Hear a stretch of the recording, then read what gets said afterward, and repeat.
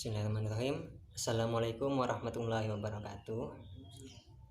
Sebelumnya kami dari kelompok 2 ingin meminta maaf kepada dosen dan teman-teman atas keterlambatan pengumpulan tugas presentasi dari kelompok 2, dan juga ingin berterima kasih kepada kelompok 3 yang telah menggantikan kelompok 2 presentasi kemarin.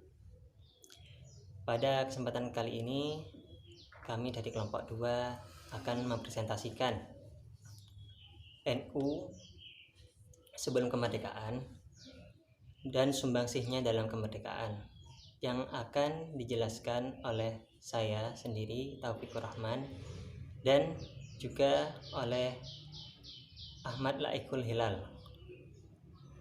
Langsung saja tanpa berlama-lama, kita langsung ke presentasinya.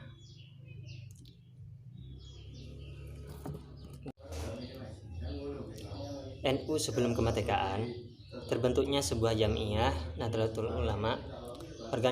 Organisasi tersebut memiliki peran yang sangat berpengaruh dalam kemerdekaan NKRI. Pada zaman penjajahan Jepang, NU dan para ulama memiliki peran yang kuat dalam peristiwa ini. Pada tahun 1942, tatkala perkumpulan-perkumpulan berbasiskan Islam masih berada di naungan MIAI dan kelompok kebangsaan masih menjadi anggota GAPI dan kemudian MRI. Jauh sebelum itu, pada tahun 1938 telah dibentuk Penghimpun Islam. Telah dibentuk Penghimpun Islam Jepang. Setahun terbentuknya himpunan tersebut, Jepang menyelenggarakan pameran Islam dan konversi Islam yang diadakan di Tokyo. Pada kesempatan itu yang dihadiri oleh utusan-utusan MIAI pada waktu MIAI menjadi satu-satunya badan federasi bersama dari organisasi-organisasi Islam. Pada awalnya memang pertemuan yang diadakan oleh MIAI banyak memuji Jepang di tengah kekuatan Jepang yang saat itu memang besar dan mampu untuk menguasai bekas-bekas jajahan Belanda.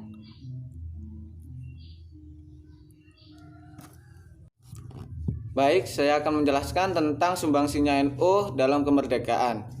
Awal keterlibatan NU dalam proses kemerdekaan negara Indonesia yaitu disebabkan ditangkapnya pendiri NU, yaitu Kiai Haji Hasyim Asy'ari dan Rais Akbar yang bisa disebut Kiai Haji Mustafa Bisri oleh Jepang pada April sampai Mei 1942. Kemudian dipenjarakan di Jombang, lalu dipindahkan ke Mojokerto dan dibawa ke Bubutan, Surabaya. Jepang beranggapan bahwa Kiai Haji Hasyim Asy'ari mengobarkan semangat anti penjajah. Banyak rakyat dan kiai-kiai yang marah dan meminta dipenjarakan bersama Kiai Haji Hasyim Asy'ari. Setelah penangkapan Kiai Haji Hasyim Asy'ari, Jepang memprioritaskan untuk memobilisasikan rakyat Indonesia. Maka dibentuklah organisasi-organisasi rakyat seperti Putra, Pusat Tenaga Rakyat, Seinendan, Barisan Pemuda Indonesia, Keibodan, Organisasi Keamanan, Jawa Hokokai, Himpunan Kebangkitan Rakyat. Banyak para tokoh politik dan pejuang kemerdekaan memilih untuk bergabung dengan organisasi tersebut. Pada masa penjajahan Jepang, MIAI dibubarkan dan diganti dengan Majelis Syuro Muslim Indonesia, yaitu Masyumi, pada November 1943. Sementara itu, NU dan organisasi Islam lainnya juga ikut menyokong berdirinya Masyumi. NU pada awalnya menjadi penyokong terpenting dari nilai dalam perkembangannya, juga menjadi penyokong terpenting Federasi Masyumi. Saat itu, puluhan ribuan anggota NU ada yang menjadi anggota PETA, Pembela Tanah Air. juga, dan juga ada yang mendirikan Hizbullah, milisi muslim di bawah kendali Masyumi. Dalam Federasi Masyumi, Kiai Haji Hasyim Asy'ari duduk sebagai ketua besar Masyumi. Utusan-utusan Masyumi yang merupakan federasi organisasi Islam juga terlibat dalam Badan Penyelidik Usaha Persiapan Kemerdekaan Indonesia yang disingkat BPUPKI. Partai Persiapan.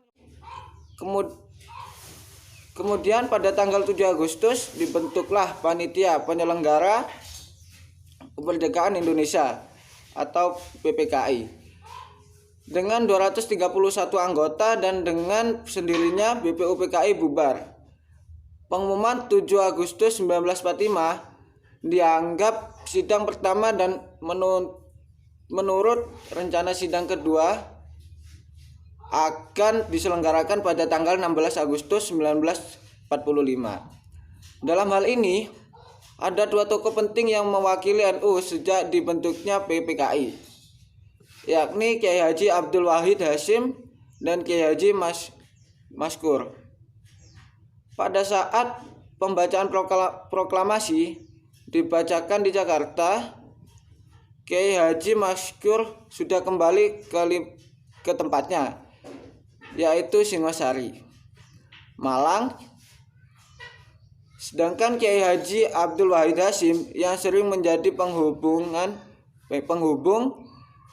dan sumber informasi penting antara Jakarta dan tokoh-tokoh NU di daerah.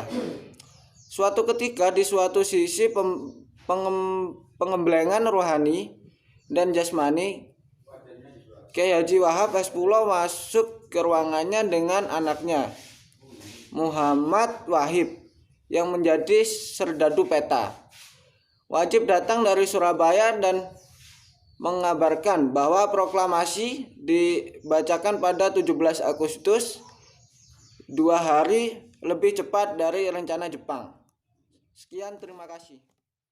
Jadi kesimpulannya dari penjelasan-penjelasan kami di atas tadi, yaitu NU merupakan wadah untuk membangun pemikiran-pemikiran yang memperkuat dan menjaga kesatuan dan persatuan bangsa dan umat Islam serta seluruh komponen bangsa Indonesia. Peran dan partisipasi aktif Muslimat NU pada saat ini sangatlah penting dalam menghadapi persoalan bangsa saat ini, terutama dalam menjaga keutuhan NKRI. Hingga saat ini NU masih sangat berperan terhadap keutuhan NKRI dan kemaslahatan yang sedang terjadi di Indonesia. Dan sampai saat ini NU semakin tahun semakin meningkat popularitas keanggotaannya, dan di bidang manapun mampu menyamai dengan organisasi-organisasi yang lebih dulu terbentuk, baik dari segi dunia pendidikan secara formal ataupun secara non formal. Ada juga yang berperan di bidang politik, sama halnya dengan seperti partai-partai. Jadi seperti itulah pembahasan dari kami. Mohon maaf apabila ada salah kata. Wabillahi taufiq wal hidayah. Assalamualaikum warahmatullahi wabarakatuh. Ini dipotong nanti.